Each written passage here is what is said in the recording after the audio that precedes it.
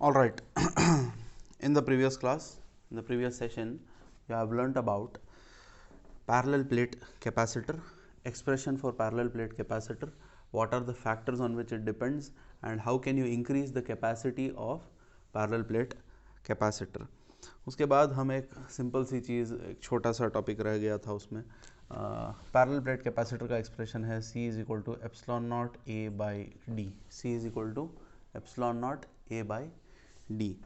तो उसी तरीके से this is for when it is in air या वैक्यूम. ठीक है, I can also call it as CA. I can call it as CA because it is in air. अगर कोई मीडियम में होता है तो CM is equal to epsilon naught epsilon R A by D. This is for any medium. For any medium it is going to be epsilon naught epsilon R A by D. तो ये हो गया. अभी हम इसका ratio निकालेंगे. ठीक है, रेशियो समझो CM डिवाइडेड बाई CA करेंगे.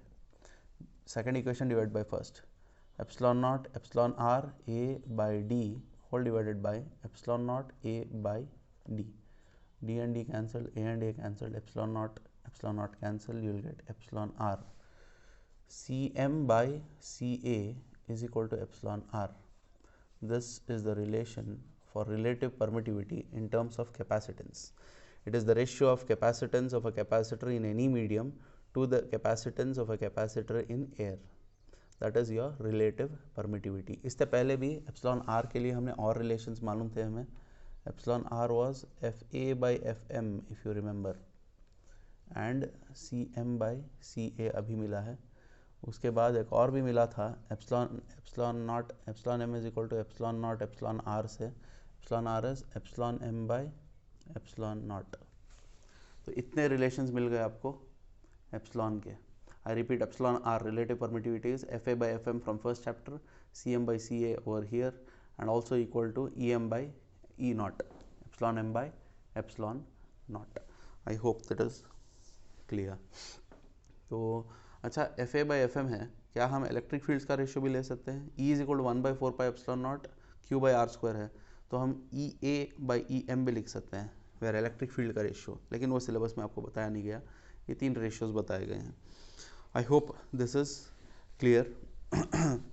तो जितना रिलेटिव परमिटिविटी ज़्यादा होगी या फिर कोई भी मीडियम आप इंट्रोड्यूस करोगे तो कैपेसिटेंस बढ़ेगा उसका. तो वही चीज़ें आपको नोट पे बता दी गई है. I think you can refer that in your book. Let us move forward to the next concept. या we will cover another derivation in this particular session. Charging of a capacitor.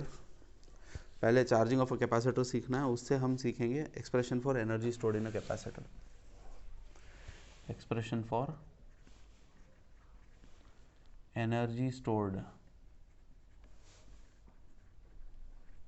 in a capacitor. Expression for energy stored in a capacitor सीखना है. ठीक है, उसको सीखने के लिए I think this guy is done. हाँ, दिखाई दे रहा है या नहीं? हाँ. Expression for energy stored in a capacitor. उसके लिए पहले चार्जिंग ऑफ अ कैपेसिटर सीखना है. चार्जिंग ऑफ अ कैपेसिटर में होता क्या है? ठीक है, जब आप कोई भी कैपेसिटर को चार्ज कर रहे हो ना, you will have to connect it to a battery. ठीक है, जब आप बैटरी से चार्ज कर रहे हो, पॉजिटिव एंड है, तो यहाँ पर पॉजिटिव चार्जेस अक्यूमुलेट होते जाएंगे. ठीक है, बेसिकली प्लस Q चार्ज यहाँ आ रहा है, यहाँ पर माइनस Q आ रहा है. ठीक है, और ये जो हो रहा है प्रोपोर्शनली हो रहा है. ऐसा नहीं है कि पहले जो है only one plate will get charged, the other plate is not happening anything. Simultaneous हो रहा है, यहाँ से चार्ज सप्लाई भी हो रहा है. and one more thing that you need to learn, charge is being supplied from here to here slowly. Yes, bit by bit it is transferring. Now just listen to this. Capacitor is initially uncharged. When a potential difference is applied across the capacitor, यानी battery is connected, it acquires a charge Q. ठीक है, with one plate having the charge plus Q and the other plate having the charge minus Q. तो एक plate पर plus Q आ जाएगा, दूसरे plate पे minus Q. In this process the charge is transferred from one plate to the other bit by bit in small amounts dQ.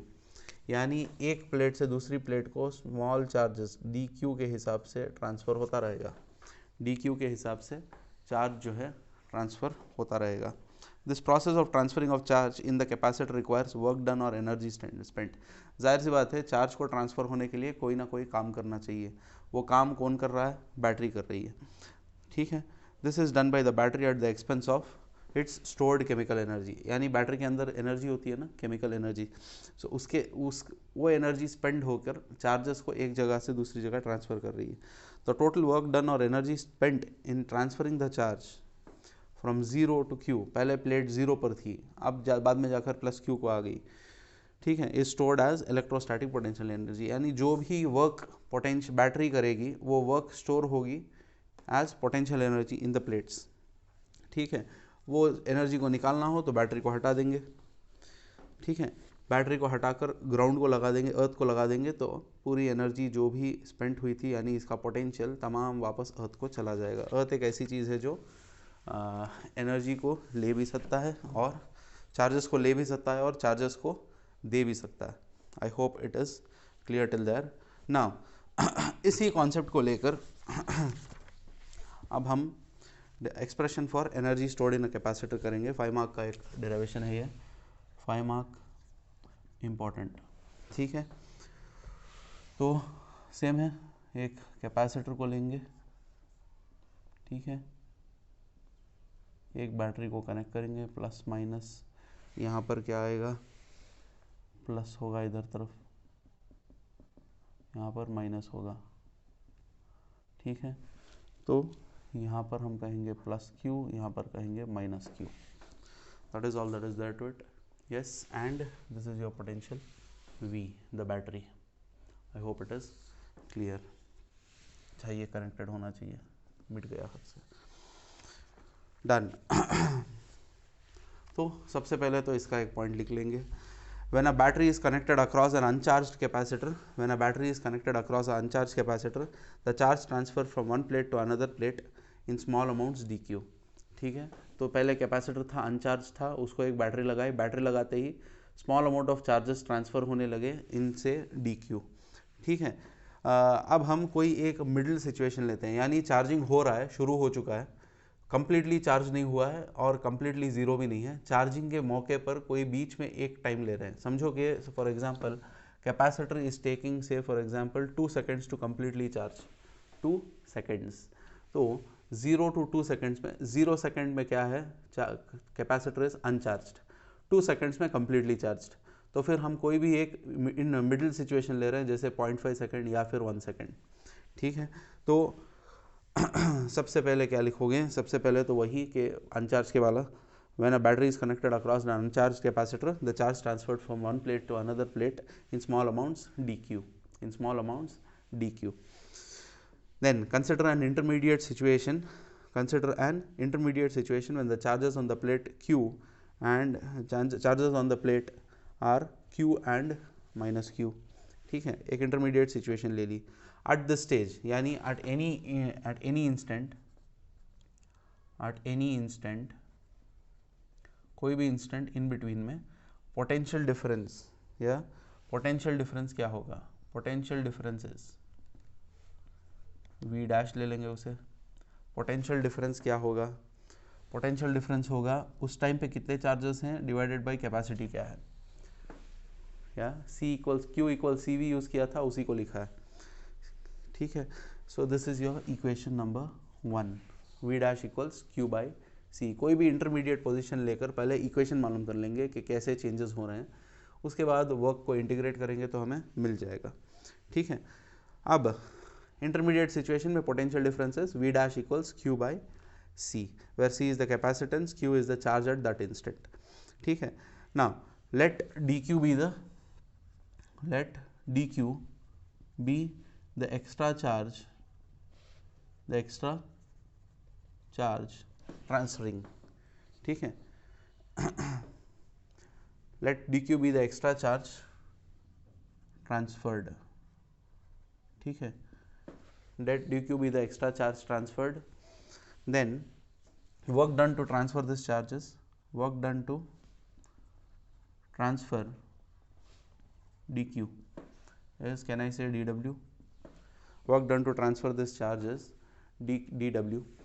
dw is equal to v dash, potential difference at that instant, multiplied by the charge. We know that work done is equal to potential into charge, ये हमने पहले भी सीखा है. v equals w by q.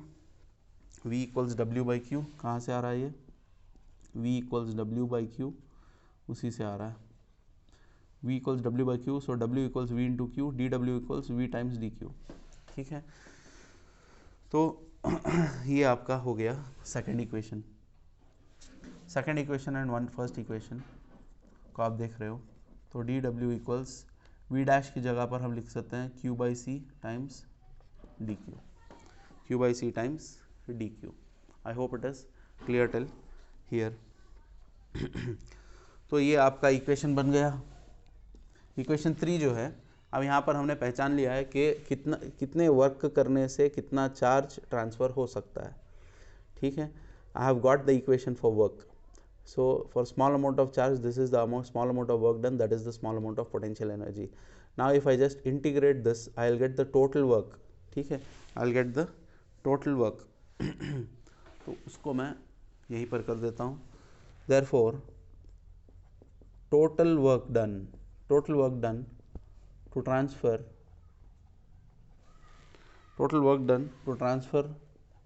charge, क्या value से क्या value तक? From 0 to capital Q. Total work done to transfer the charge from 0 to capital Q.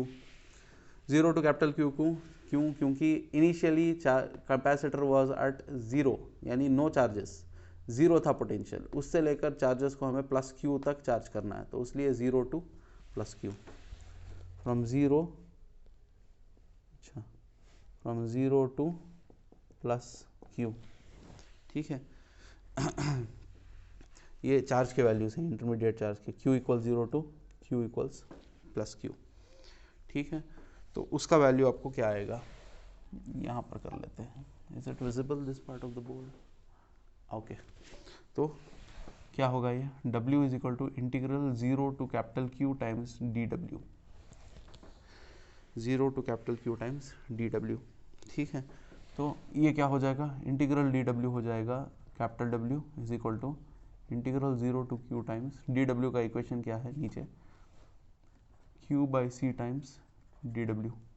ओए, Q by C times dq. Q by C times dq. तो Q by C common है, 0 to capital Q times dq है. Sorry, Q अंदर आता है, Q जो है अंदर आता है, कैपेसिटेंस कॉमन है. क्यों Q अंदर आता है? Q what was the charge at any instant, let it be Q लिया था, उसीलिए चार्ज बदल रहा है. ठीक है, स्मॉल अमाउंट ऑफ चार्ज जो हम ले रहे हैं वो भी बदल रहा है. So 1 by C times integral Q dq. ठीक है, तो अब यहाँ पर ये साइड में लिखना चाहिए, इंटीग्रल ऑफ x dx क्या होता है? X square by 2. कैसे? X power n plus 1 by n plus 1, n 1 है, 1 plus 1 2 divide by 1 plus 1 2. So X square by 2 integral of x. Integral of q is q square by 2. q square by 2. Limits are 0 to capital Q. तो 1 by C times capital Q whole square, 2 भी बाहर आ जाता है. ठीक है, capital Q whole square minus 0. तो आएगा answer work done equals Q square by 2c. Q square by 2c. अब आखिर में वही लाइन आपकी, work done is stored as potential energy. Work done is stored as potential energy. So U is equal to Q square by 2c.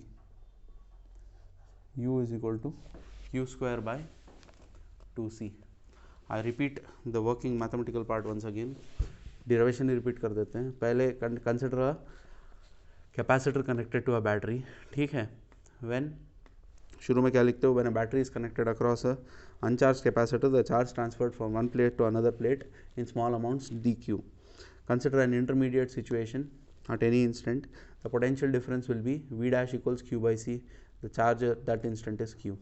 let dq be the extra charge being transferred. Work done to transfer that charge is small dw equals v dash dq. V dash from the first equation you will substitute, dw equals q by c times dq. Now we have got the equation for small amount of work done. If I integrate it for initial to final point, that is work done to transfer the charge from 0 to capital Q, then w equals integral dw. ठीक है, तो work done will be 0 to q times q by C D Q. ठीक है, q by सी में c common है, c जो है constant है, कैपेसिटेंस कैपेसिटी इसकी बदलती नहीं है, सो c बाहर लिख लिया, q डी क्यू अंदर लिखा. तो इंटीग्रल q डी क्यू है, it is like integral x D X, x to the power 1 है, integral of x power 1 is x power 1 plus 1 by 1 plus 1 that is x square by 2. So 1 by C times q square by 2. उसके बाद upper limit minus lower limit कर लिया, 2 को बाहर रख लिया था. So work done equals q square by 2c. Work done is stored as potential energy, therefore potential energy is q square by 2c. q square by 2c. अब और भी 2-3 चीज़ें हैं इसमें, उसको ख़त्म कर देते हैं यहीं पे. ठीक है, नाउ जस्ट चेक. अरे यार हो रहा है. तो you got energy as q square by 2c. ठीक है, we got energy as q square by 2c. अगर q equals C V substitute कर लें यहाँ पे, तो क्या होगा, u equals q is C V the whole square by 2. दिखाई दे रहा है या नहीं? हाँ, C V the whole square by, अभी अभी पानी लगाया ना तो थोड़ा मुश्किल हो रहा है, C V the whole square by 2 आएगा. अब यहाँ पर कुछ नहीं किया, q की जगह सी वी लिखा, तो सी स्क्वायर वी स्क्वायर बाई 2 सी, नीचे सी था. ठीक है, सी कैंसिल होगा, 1 हो जाएगा, तो आंसर आएगा हाफ सी वी स्क्वायर. एक और इक्वेशन है, potential energy in terms of charge and capacity, potential energy in terms of capacity and potential difference, half C V square. ठीक है, हाफ सी वी स्क्वायर. और अगर इसमें वापस सी वी स्क्वायर को सी वी की जगह क्यों लिख लूँ, तो फिर u equals half C V, एक सी वी मिलाकर है q, एक v एक्स्ट्रा है. तो 3 इक्वेशन मिलते हैं अलग अलग कॉम्बिनेशन के. एक है q स्क्वायर बाई 2c, फिर मिलता है half C V square, C V को जोड़ लो, सी वी इंटू वी लिख लो, C V together is q, v extra, v is here. So q square by 2c, half cv square, half qv. All the 3 equations are same and will be utilized in your problem section. I hope this particular concept is clear. Thank you.